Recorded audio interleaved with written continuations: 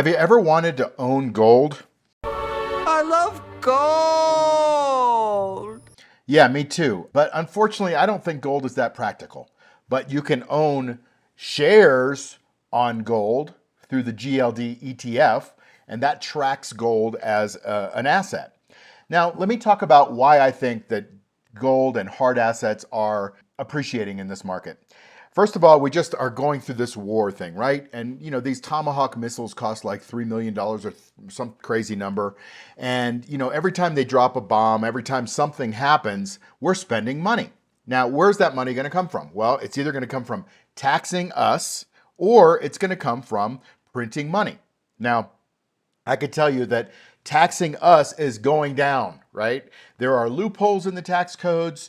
There are ways to get around things, and these bills that they're passing they're trying to get more votes, and so they're passing these bills that are lowering taxes. Now I know you don't believe me, but it doesn't really matter. This isn't a tax discussion. This is a discussion about how you can play an inflationary environment.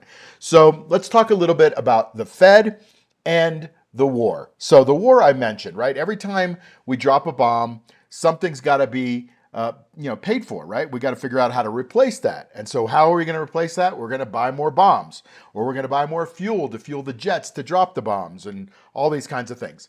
And that's just the nature of war. Wars are inflationary by their very nature because you got to get the money from somewhere. In the past, what they used to do is issue bonds, and they'd call them victory bonds or whatever. And they would say, get behind us, be patriotic, and buy our, bonds. And that was free money, fake money, right? And then eventually they would pay those bonds back. Well, right now, they do the same thing with the Fed.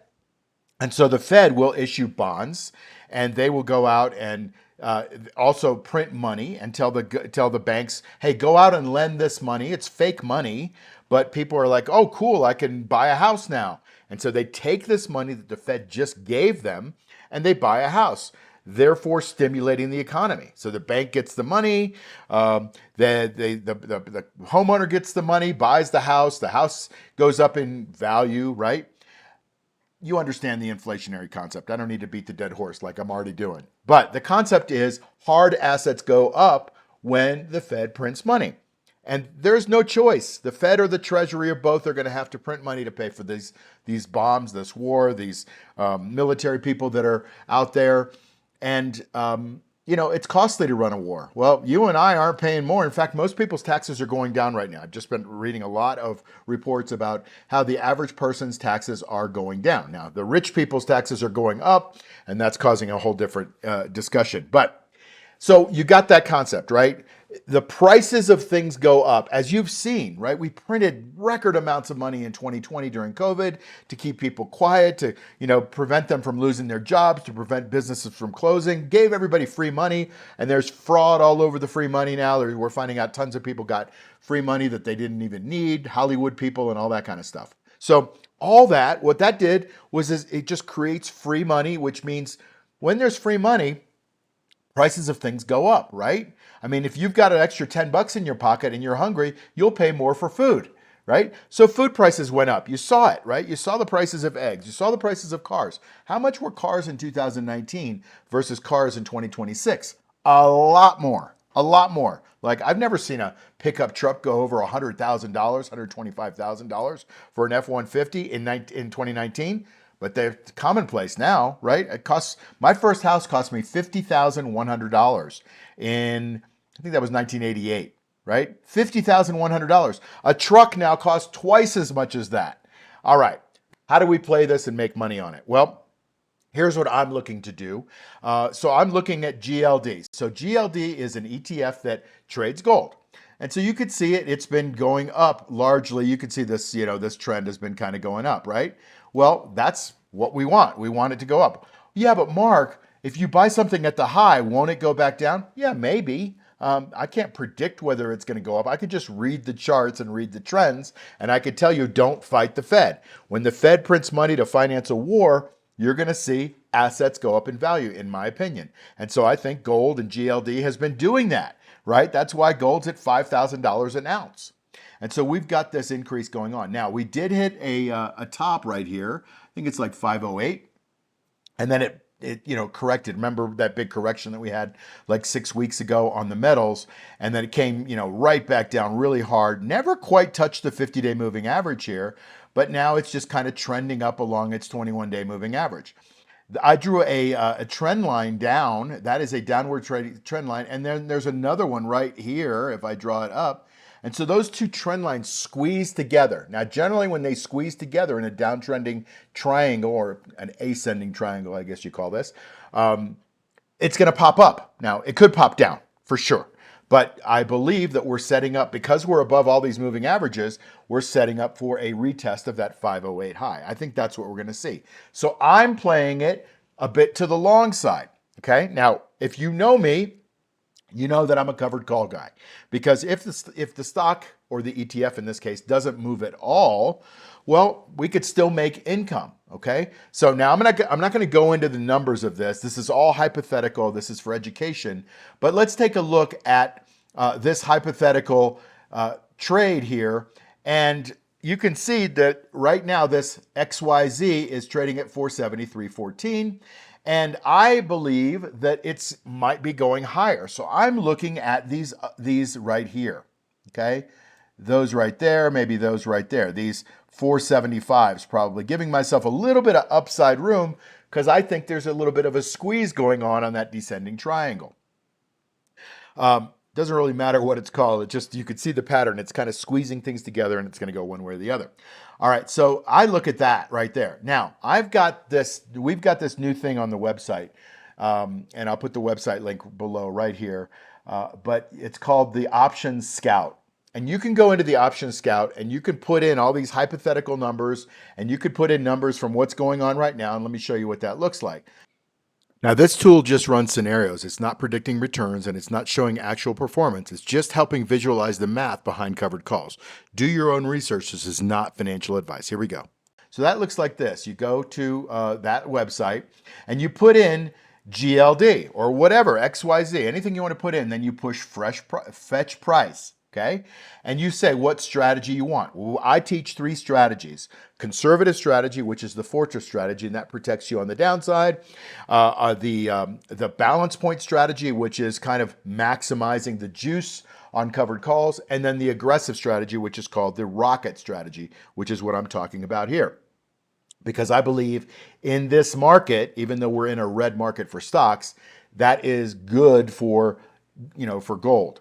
So I'm looking at doing a rocket strategy. So the price of this is right around this, and you can see I'm doing those 475s, and that price is right around this. And then you put your name and you put your email and all that kind of stuff, and then you hit show my results, and then you get to a page like this. Now, I want you to just look at the results. I'm not going to talk about them, but you can look at them. This is totally hypothetical, as you know, but it's for education. And this is by the way, a 1-day option. 1 day.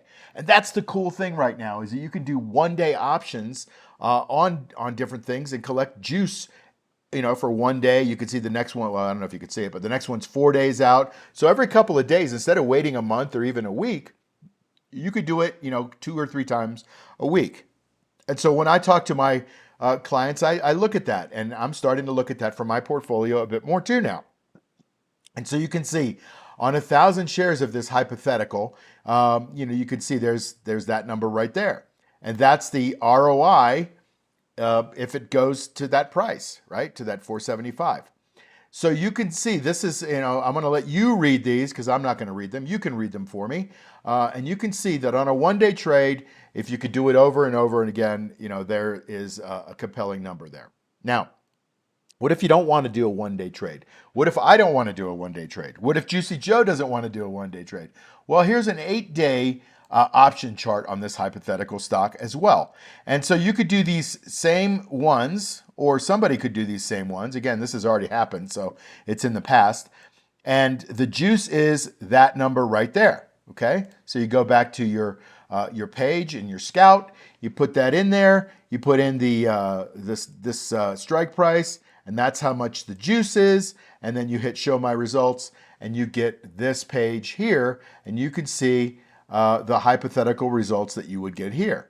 That is very not bad for 8 days. And if you could do it over and over again, there are some compelling numbers there for you to take a look at. So, I like that GLD does have intra-week or maybe 3 closings a week, 3 strike prices a week, expiration dates, I should say, and you can take advantage of those and not have to wait a week, because the longer you wait, the more volatility there is in the market, the more room for error. And what we're trying to do is we're trying to make this an income strategy. This is an income strategy, and this is a rocket strategy on top of it. So we have a little bit of room to the upside. Over 475, if somebody were to do that trade, hypothetically, they would never make any money over the 475. But that's okay. You're making, or somebody's making this money here in income. And this is an income strategy. This is not a capital gain strategy, and I want you to understand that. What could happen? Well, lots of stuff could happen. The stock could go down. The ETF could go down, because I don't know. I'm not Nostradamus. I don't know if things are going up or down. I try to read charts and get probabilities in my favor, and you should too. And you should have a trading plan, and that should include what happens if I'm wrong. Well, you got to make some trade adjustments on the way down, or you got to get out.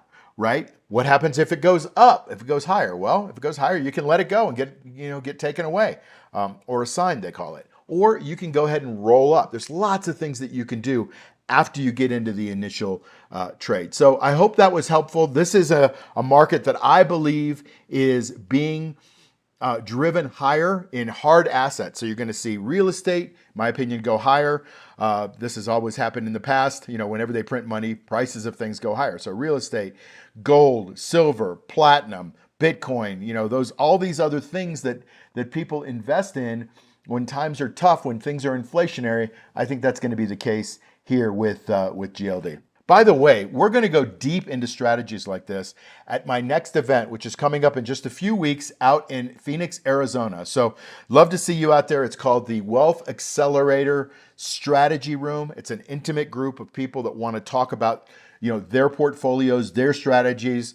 We're limiting it to a certain number of people because we don't want this thing to be huge. And that way I can work with a lot of people pretty closely on their strategies on creating income. If you've got a portfolio of 200, 300, 400,000, 250 really is a good sweet spot. Then you should think about coming to this, because I believe the thing will pay for itself in a couple of weeks just by some good juice strategies. So love to have you there. You'll meet some like-minded people. There's a really nice big pool. It's a cool resort. There's an 18-hole golf course if you want to bring your clubs. But we'll get to sit down for 3 days and talk about strategies on how to improve things in your portfolio. So I hope you can make it. There's a link probably pinned or at the bottom in the description. So I'd love to see you there. If you haven't liked and subscribed, please do that. It would help grow the channel a bit. And I hope to see you in Arizona. Take care. The information you just heard is for education and information. This is not financial advice.